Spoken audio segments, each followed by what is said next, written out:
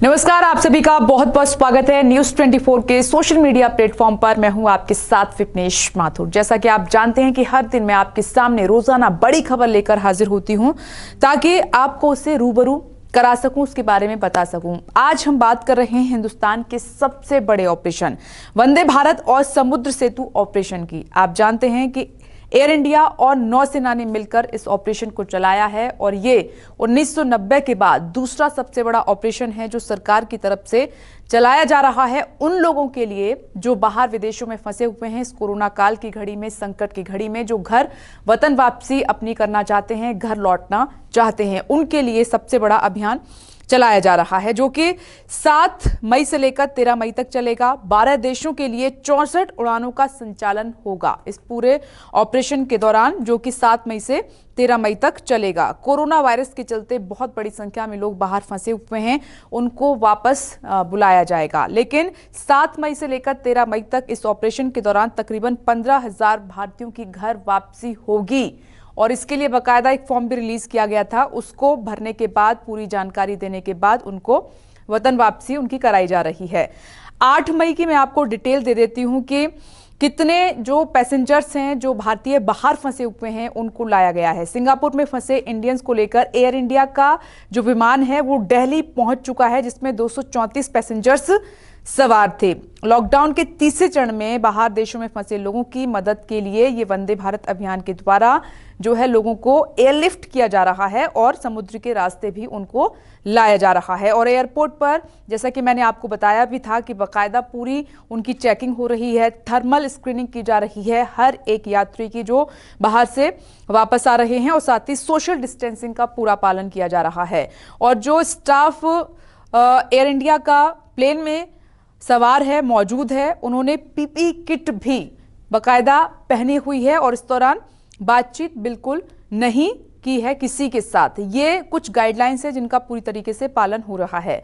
वहीं मालदीव में भी ऑपरेशन शुरू हो चुका है। भारतीय नौसेना के युद्धपोत आईएनएस जलाश्व ने लगभग 750 इंडियंस को वापस लाने की तैयारी जोरों पर शुरू की और इन लोगों को समुद्र सेतु के तहत कोच्चि में वापस उनके घर भेज दिया गया है। ये 8 मई को जो अब तक भारत उड़ानें आई हैं या समुद्र के रास्ते जिन यात्रियों को लेकर आए हैं उनके बारे में मैंने ये आपको डिटेल दी। वहीं जो पहला दिन था 7 मई, उस दिन कितने यात्री वापस आए हैं विदेशों से भारत, उनके बारे में आपको बता देती हूं। एयर इंडिया की फ्लाइट अबू धाबी गई और वहां से 177 यात्रियों और 4 नवजातों को कोच्चि लैंड करवाया गया, वहां पर उनको पहुंचाया गया। बाकायदा वही प्रोसेस है, थर्मल स्क्रीनिंग हो रही है, सोशल डिस्टेंसिंग का पालन किया जा रहा है, क्वारंटीन भी उनको किया जा रहा है। और दूसरी फ्लाइट 177 इंडियंस और 5 नवजातों को लेकर दुबई से कोझिकोड आई है। ये 8 और 7 तारीख यानी कि पहले दिन और दूसरे दिन का जो ऑपरेशन था उसके बारे में मैंने आपको पूरी जानकारी दी। साथ ही एक और जानकारी, कोरोना वायरस महामारी की वजह से बांग्लादेश में तकरीबन 168 जो इंडियन स्टूडेंट हैं वो फंसे हुए थे। उनका पहला जत्था एयर इंडिया के विशेष विमान से स्वदेश आ चुका है, उनकी घर वापसी हो चुकी है। प्रोसेस सबके लिए सेम है, सबकी थर्मल स्क्रीनिंग हो रही है जिसके लिए गाइडलाइंस बाकायदा जारी की गई थी और उनको बाकायदा फॉलो भी किया जा रहा है। ऐसे में सभी से अपील भी की गई थी, कोई भी पैसेंजर अपनी कोई जानकारी छिपाता है तो फिर उसकी वतन वापसी नहीं हो पाएगी। अब मैं आपको बताती हूँ कि तकरीबन इसमें 12 कंट्रीज हैं जहां से इंडियंस जो फंसे हुए हैं इस कोरोना काल में उनको वहां से लेकर सरकार आएगी। उनमें America, Britain, Bangladesh, Malaysia, Philippines, Singapore, UAE, Saudi Arabia, Qatar, Bahrain, Kuwait और ओमान से भारतीयों को लाया जाएगा।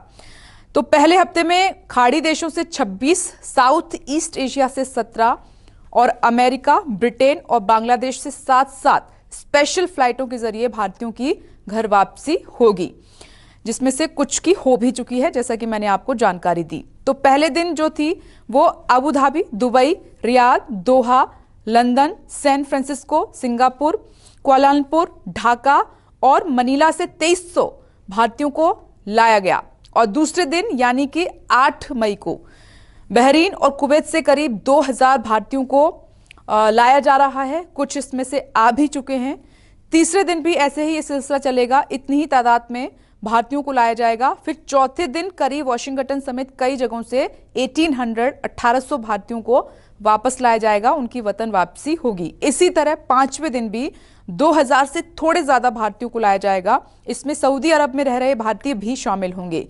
वहीं ऐसे ही छठे दिन जो ऑपरेशन चलेगा उसमें 2500 इंडियंस और 7वें दिन करीब 2000 इंडियंस को वापस प्लेन के जरिए लाया जाएगा। जैसा कि मैंने आपको बताया कि इसमें युद्धपोत भी शामिल हैं और एयरलिफ्ट भी किया जा रहा है। इस तरीके से ये पूरा प्रोसेस चलेगा, ये बड़ा ऑपरेशन चलेगा। एक एक दिन की जानकारी न्यूज़ 24 आपके साथ साझा कर रहा है। और वहीं ये बहुत इंपॉर्टेंट है कि भारतीय जो वापस लाए जा रहे हैं उनसे किराया वसूला जा रहा है। इसके लिए सरकार खर्चा नहीं उठा रही है, उन्हीं से ही किराया लिया जा रहा है। जो अमेरिका से आने वाले भारतीय हैं उनको किराए के 1 लाख रुपए देने होंगे, यानी कि ये पूरा जो खर्चा होगा तकरीबन 1 लाख रुपए के आसपास होगा जो अमेरिका से भारत आ रहे हैं। वहीं ब्रिटेन से आने वालों से 50,000 रुपए लिए जा रहे हैं और इसी तरह बांग्लादेश से दिल्ली आने वालों से 12,000 रुपए और वहां से कोची जाने वालों से 15,000 रुपए किराया वसूला जा रहा है। इसी तरह खाड़ी देशों में आने वाले भारतीयों का किराया 15,000 रुपए शुरू होगा। तो ये जो पूरा खर्चा है इस यात्रा का, विमान से लेकर घर पहुंचने तक या क्वारंटीन जो आपको किया जाएगा, जो टेस्ट होंगे, तो पूरा खर्चा इन पैसेंजर्स को उठाना होगा। इसके लिए सरकार एक भी पैसा खर्च नहीं करेगी। ये बहुत बड़ा ऑपरेशन है। मैंने आपको बताया कि वहां से लगातार रिक्वेस्ट आ रही थी सरकार के पास। जो लोग बाहर देशों में फंसे हुए हैं वो अपने